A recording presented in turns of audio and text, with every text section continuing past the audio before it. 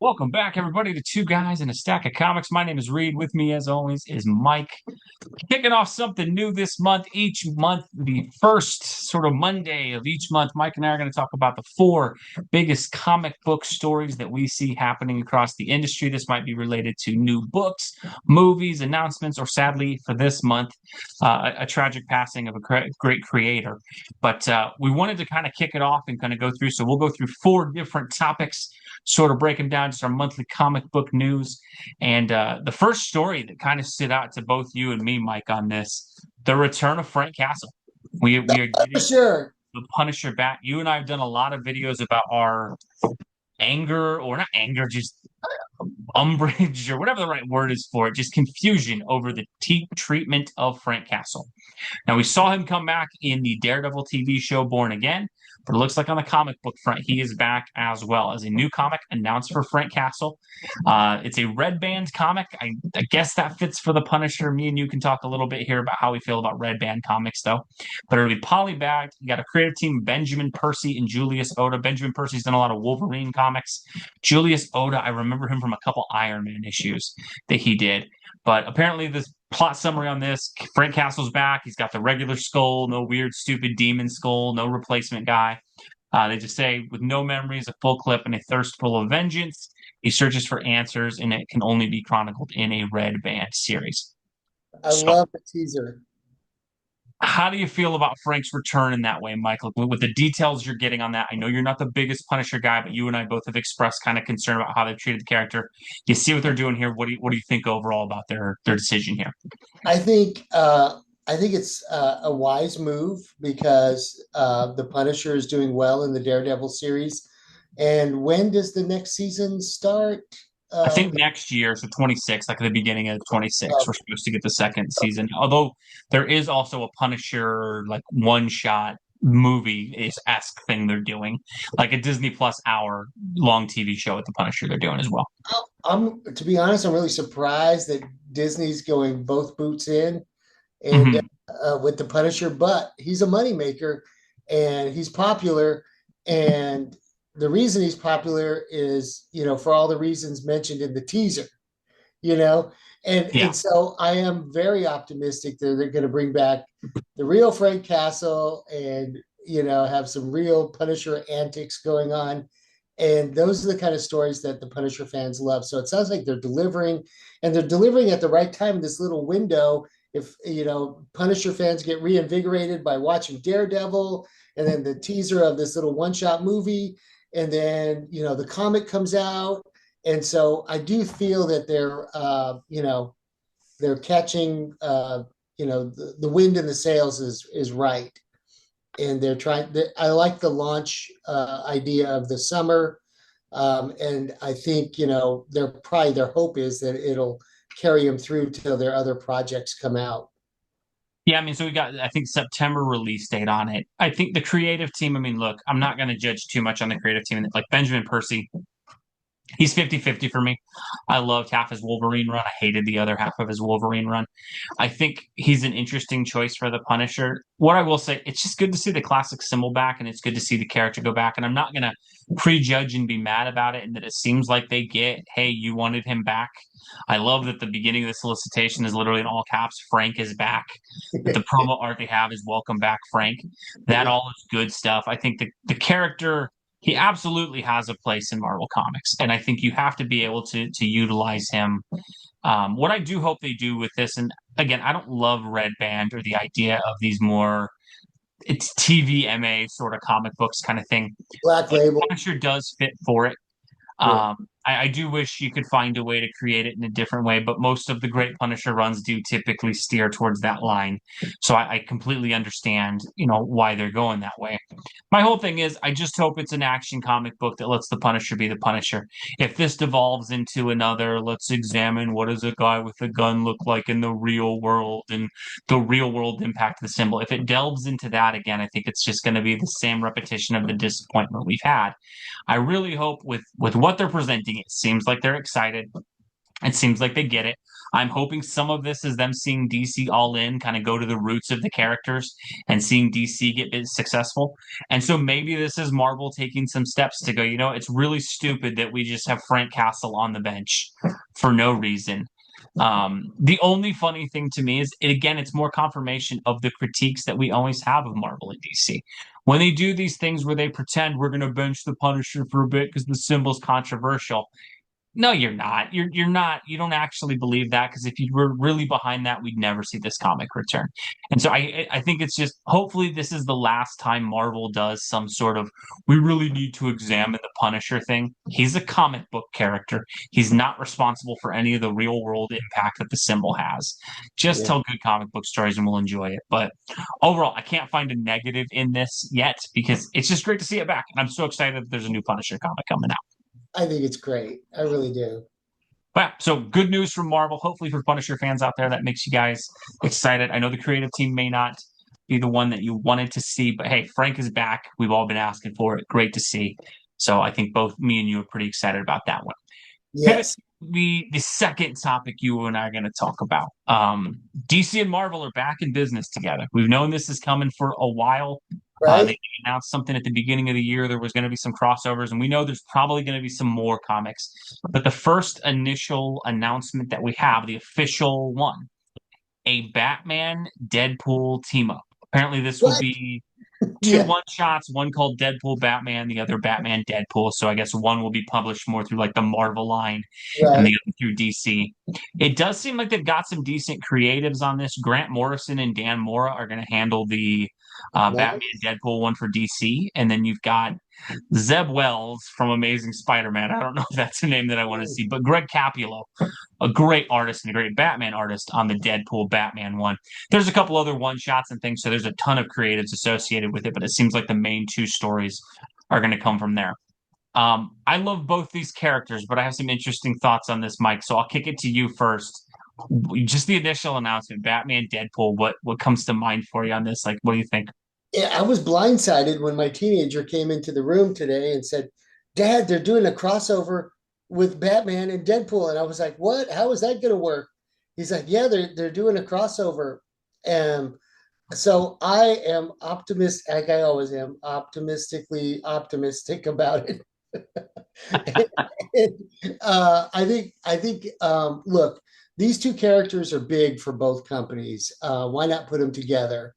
And I was just talking today at the comic shop with a big George Perez fan, and a lot of people don't know that there was a talk in the 80s of DC and Marvel possibly coming together into one company. That didn't materialize, but one of the big projects was the Avengers were going to meet the Justice League. And George Perez, they had George Perez working on pages, and some of those page arts are incredible. But yes, you can combine the two worlds. And the companies team up when they feel like they can collaborate efficiently and they feel like they've got a good project. And you really can't go wrong with, DC has, Batman, of course, but, Marvel has this wonderful Deadpool character that can't hold a title but can sell millions of tickets at the movies. It's like, yeah, it's kind of great, and I like that they're doing it, maybe testing the waters to see if there's more collaboration that can be done, and I think there's more on slate to be done. Correct? Yeah, it seems like we're going to get more. I don't know if it'll be more like this, where it's two characters specifically, or if it's just a general DC Marvel one. It does sound like they're. I think they. I was shocked it wasn't Spider-Man. I thought for sure Batman Spider-Man would be the team up we got. I will say I do love both the characters, so I'm excited for it. The weird thing for me on this, as a primarily a Batman fan, I Right? do worry he's not going to come off the best in the story. In that, what I don't like when they do things like Batman should technically be at odds with Deadpool from the beginning and really be after Deadpool kills. And the whole Yeah. thing is, Batman has no tolerance for killing whatsoever. And so if this ends up being some weird sort of team up kind of comic, I just hope maybe they either tone down Deadpool's violence to where it's not as huge a deal and Batman doesn't. But if you have Deadpool start cutting people's heads off like he typically does in the comics, this comic should take a drastic turn where Batman's trying to take him in. And so Yeah, it's a weird thing. I will say there's a lot of potential for it. yeah, We have seen Deadpool work with more heroic characters like Spider-Man and Captain America. I will say those characters don't typically have Batman's kind of line though, or like right, so right. it'll be interesting. The creatives involved, look, anytime I get a chance to see Greg Capullo draw Batman, I'm 100% in on that. And Dan Mhm. Moore and Grant Morrison collaborate well on a lot of stuff in their both. So I mean, I'm absolutely in for both of them. It's a really unique choice. I would have thought a higher, bigger name from Marvel. I'm surprised it's Deadpool because, like you said, Deadpool's really struggled to have his own comic book for a while. Most of that, I believe, is the creatives that have been put to it, not the actual character. But where I think there's some secret brilliance to this, like you mentioned, Deadpool is really successful with people who are more the normie fans, who are not the comic book fans. And so, where I think this has a ton of potential, these two names are huge for your ancillary market in terms of this might be graphic novel stuff that sells at Walmart and potentially t-shirts and stuff like that. And there's going to be a ton of people who maybe aren't comic book fans but love Deadpool and love Batman who this could get into shops. So I will be really interested to see how does this pan out from both. And it does seem like they got A-list talent on it. I don't know if Zeb Wells classifies as A-list talent, but I guess it's a decent approximation for where Marvel is right now. But Greg Capullo, Grant Morrison, Dan Moore. I mean, that's a lot of good creatives on it. It seems like there's a few other folks who are doing like side stories in it. So I think you got to be excited about it. I think the cool thing is, hopefully, like you said, this is just the start. I think we should be getting some more Ds. With the market being where it's at, these two companies need to put down whatever worries they have with each other. We should be getting stuff like this all the time. I think if you had 3 times a year, 4 times a year, you had some sort of story running of Superman and Spider-Man or Fantastic Four Justice League or Batman Dead, whatever it is. It They would be need to cool. really take advantage of this. And I think having two issues, one is a Marvel publication, the other is DC, I think it'll work. The comic book industry is in a lot of trouble in terms of sales. So hopefully this is a boon for it. Hopefully this will be one of those books that's like Ultimate Spider-Man #1, where like at the shops early on in the morning. And it seems like it'll be good news for comic shops. And I think you and I both want that. So Yeah, I'd say I'm excited about it. I mean, a little trepidatious as a Batman fan that he'll kind of get the poor treatment in the book, but overall I can't say I'm gonna pick it up. So yeah. I can't really I comment know. on it too negatively. But interested. Would be interested to see what you guys think down below. Are you excited for the crossover? You got worries about it? What do you think of the choice of the characters? And if you had to pick down below, what is the Marvel DC collaboration you would want to see? What two characters do you hope are potentially up next? Um, we'll pivot to our third story we wanted to talk about. Kind of right in alignment with Deadpool. You and I don't talk a ton about movies, but I think you and I agreed the biggest comic book movie that's come out in years was Deadpool and Wolverine. That was really, we've seen the Captain America movie this year struggle, Thunderbolts has struggled. We don't know how Superman and Fantastic Four are going to do yet. But Marvel really seems like they need to get Deadpool going back into the cinema soon. And so we do have some rumors coming out. We know Marvel's got a lot of plans for the X-Men. Finally got some things behind steam, some steam behind one of these stories. Apparently, Ryan Reynolds wants to do a X Force movie. This would kind of serve as like a fourth Deadpool film. Would feature him, Hugh Jackman's Wolverine, Josh Brolin's Cable, and then most likely would be Storm coming in. Apparently, it would be a new actress playing Storm rather than one of the two Fox actresses that had been before. So, a potential Deadpool X Force movie, although not really X Force because you get Wolverine, Cable, Storm. Mike, what do you think about the potential of this? Do you think this could happen? Just hearing that, what do you think overall? I like the lineup.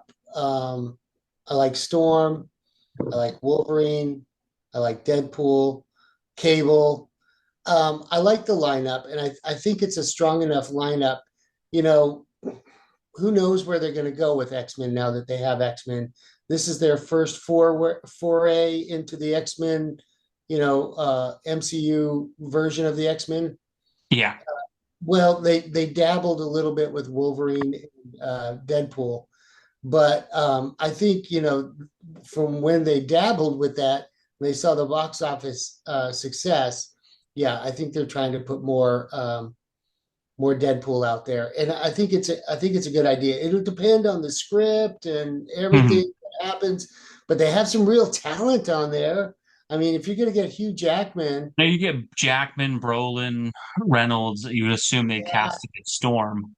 you- you're probably guaranteed some return money No, there. it's one of those things where, look, I can Yeah, have some concerns with it. I don't really know that the Deadpool treatment will be good for a character like Storm. We know it worked okay for Wolverine and it's worked okay for Cable, and so I would trust it. To me, this is one of those things where this shouldn't be a rumor. This should be greenlit and already going. oh Marvel yeah, needs to stop playing around. They have to start making movies that people actually want to see.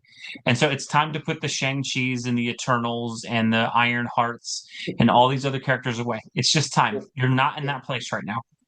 Deadpool, $1.3 billion at the box office. Wolverine for an R-rated movie, which means your kid audience that normally carries superheroes wasn't even really integrated, and you still made over $1 billion. This is a movie that should already be in. If Ryan Reynolds wants to do this and Jackman and them are signed in, this should already be in production. This should be the next film on the slate. I don't care what else you're doing. yeah, Stop. And I think that's the thing is I do hope this is more the movies that we get. While I have concerns with, and I'm not a huge fan really of the Deadpool films, and I think they're just a little over the top. Comic book movies need wins, and there's no question Deadpool's a winner. It just is. It's a box office success, and I think the other things is Ryan Reynolds, for whatever reason, seems to be able to make these Deadpool movies on a budget that other superhero movies just aren't able to. And so yeah, the Deadpool franchise has become probably the most profitable comic book franchise. I think the first movie was made for like $50 million. The yeah, second, I think, was like 100. I think even Deadpool and Wolverine had a lower budget than like Thunderbolts. And so yeah, the thing is, for some reason, the team that he has there is able to put these things together in a way where it's cost effective, can work, and these are all A-list characters that can really work for an audience. And so, as much as I would love to get more of an X-Men proper kind of film, I don't really trust Marvel to do that anymore. They've yeah, botched so many stories. 10 years ago, I'd be like, no, let the MCU do this the right way. I don't think the MCU will do it the right way. I think if we got an MCU X-Men movie based on what we've been getting lately, it'd be like a Kitty Pryde Jubilee team up with Polaris, with Cyclops as like the fifth character in the film. Like, it's just, Marvel has just lost, I think, credibility in the and again, I say this as someone who liked Thunderbolts, who didn't think Captain America: Brave New World was bad, but for the main audience, they have lost credibility with the people who buy tickets. You yeah, need to get that back, and Deadpool and Wolverine does that. And if you throw in Storm and you throw in Cable, that's seemingly, I think, would just add more to what you're going to get. So this shouldn't be a rumor. If Ryan Reynolds and them are really trying to do this, this should be greenlit. This should be being casted. This should be ready to go. And it should come out as soon as it possibly can. And that yeah, they seem to be able to make those movies quick. They seem to be able to make them pretty cost effective. And the audience seems to want more of it. And I think there's very few comic book properties you can say that about right now that people want more of. And that Deadpool is a weird franchise and it's exponentially going up in terms of its box office receipts, where we've seen everything else kind of go down. Even well received ones like Guardians of the Galaxy, one made a lot, two made a lot, three made a lot of money, but I think it made less than the other two. yeah, Like they've got to find a way to get back to making stuff people want. And so I know Marvel was kind of feeling themselves a little bit like we can put out anything. It's time to stop all of that and right. put stuff like this out there. This should be Deadpool movies, Spider-Man movies, Iron Man movies, whatever. You need to get the big hitters. And so it does seem like this would do it. But again, would be interested on this particular story, folks. What do you guys think down below? What do you think about a potential Deadpool X Force movie with these four characters? Hard to say. I hate to see it because I think this is my four favorite characters in the X-Men universe. So I would absolutely be excited to see it. But interested to see what you guys think down below. Last story we'll go to, Mike. Bit of a somber note to kind of end on, but we wanted to make sure we covered it. Peter David, classic comic creator, Marvel, DC, sadly passed away. Um, weird in this and that. I mean, it's hard for me to name more than four or five writers that I think have been better at writing comics than Peter David. You look at her overall contributions to the Hulk, Aquaman, Spider-Man 2099, the creator of that. I mean, such a great legacy and such an amazing storyteller. I think that's one of the sad things of him passing away is even as recently, I think of like 2022, he was still doing Hulk Maestro stories for DC or Marvel that were still great. I mean, there's an omnibus of his Maestro Hulk stuff that is just fantastic comic book reading. That's just really sad to see him go. I think he had such a great comic book life and meant so much to so many comic book fans, just so many of the great runs that he had. Just tragic to see happen. True, he was a true visionary, and he took these characters to different levels where they needed to go when things were getting stagnant.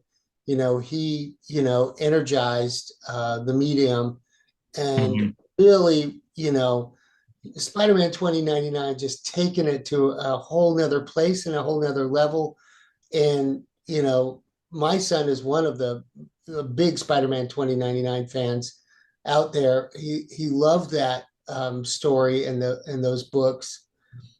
And, it just goes to show you. And then the things most recent, like the Hulk Maestro, I mean, Mm-hmm. that was like a brilliant concept. But yeah, he had the ability to see into the future for some of these characters and envision them in a different way that was still valid and respectful of the legacy of the characters and still carry the story forward for readers to give them a fresh approach. And that's really hard to find in this day and age. You see writers struggling all the time with that, and Peter David could do it. It was a rare person indeed. No, I mean, I think it's so rare to find a creator who has so many different areas of a comic book company that he was able to contribute to. And that, like his Hulk stuff, he got I think 12 years on the Hulk. He just rejuvenated the character, the smart Hulk stuff that we saw, right? A lot of, and that's the thing with him is his Aquaman stuff. A lot of that is what made it to the screen for Aquaman. Spider-Man 2099 is a character that made it to the screen for Sony. His smart Hulk that made it to the screen for Marvel. And so, I mean, you talk about these some of these modern creatives. I mean, look, me and you have seen so many of these greats pass. He's one of the guys from the modern era, and I'm not even mentioning the stuff as like X Factor that he did. So many of his ideas have actually been translated into the stuff that we know and love for these characters on a major scale, right? Like Aquaman, the version of Aquaman that we got with Jason Momoa largely is not Aquaman from his inception. It's largely the Peter David, long-haired, kind of more gritty and grounded Aquaman. And I think the sad thing that this kind of dovetails, and you and I did a video when he was in, I think a couple months back, we talked about, the sad kind of state that was going on with that. It's just tragic that this guy contributed to so many properties that are worth so much money, and yet it didn't get paid back to him. And this is, something you and I care a great deal about is the creator compensation, man. They just have to look at this and fix it. And that I don't want to use a tragic thing like Peter David passing away to kind of dunk on Marvel and DC.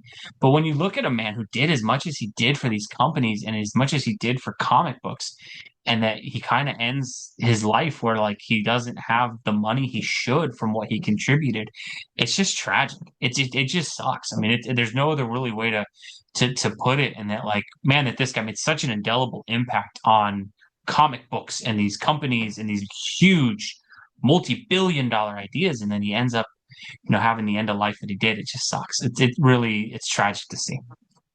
Yeah, creative pay scale.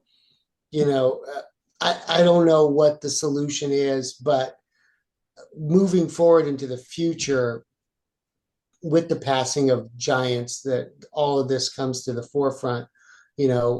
First of all, Jack Kirby, Hmm. and when he died and everything he gave to the comic books. I think to keep creatives engaged and incentivized, we are going to have to go to more of the Image Comics, you know, uh, structure where they said, if you create it, it's yours. Hmm. Something in between, I know these big companies, but maybe give them a percentage if it becomes a toy or whatever. If it turns into a video game, you get, you know, some percentage of that. I think, and I don't know if they really do negotiate contracts like that right now, but I think it would incentivize some of the younger talent with the fresh ideas that are coming in to stay and not run off to the indies after they get their first Batman assignment, you know? Yeah, the thing is that's so sad with this is, I mean, you look at the fact that the actor who played the Hulk made a lot of money. The scriptwriter of that movie made a lot of money. The people who produced and made the movie made a lot of money. But Um, whose idea was it? whose idea was it? The only guy who didn't get paid any money. Same thing for his Aquaman stuff. Same thing for It's Spider-Man 2099. it's all upside down. It makes no It's sense. it's And infuriating in what it does, and this is where Marvel and DC have to address this. You're not going to get another Peter David if you keep doing that. You're not going to get a guy who does as many good things as he does and had as many great ideas as he does. The next one, the next Peter David isn't going to work for Marvel or DC because the lesson you learn from him is sadly, no matter how good you are, no matter how much you deliver, no how much, and we're not talking a guy who was slightly better than his competition. You are talking one of the guys in the modern era that was hitting home run after home run after home run on different brands, different characters, different stories, I mean, just taking things to the next level. And he didn't get the reward from it. And that sucks. It's tough to see. Certainly, though, I mean, most importantly, I just gratitude to Peter David for what he did as a comic book writer. So many great comics that, as a child who read Hulk and Spider-Man 2099, I will always remember those comics. I will always remember reading those, being so excited to pick those up. It's just really sad, but really grateful for what he did as a comic book writer and what he means to the comic book fans out there. He is truly one of the greats. He had such a great legacy, and just really, really sad that he passed. But let us know down below, what's your favorite Peter David comic book? What's your favorite run of his? I would recommend checking out his old things, although I don't know about buying omnibus and giving Marvel DC more money. But if you haven't read Spider-Man 2099 or his Hulk stuff or his Aquaman stuff for DC, if you're a fan who hasn't read some comics in a while and you want something great that's going to grab you from page one and just engross you throughout, there are so many good books that he has. So I would recommend, if you want to hunt down back issues or whatever your preferred method is, man. If you haven't read Peter David stuff, you have not.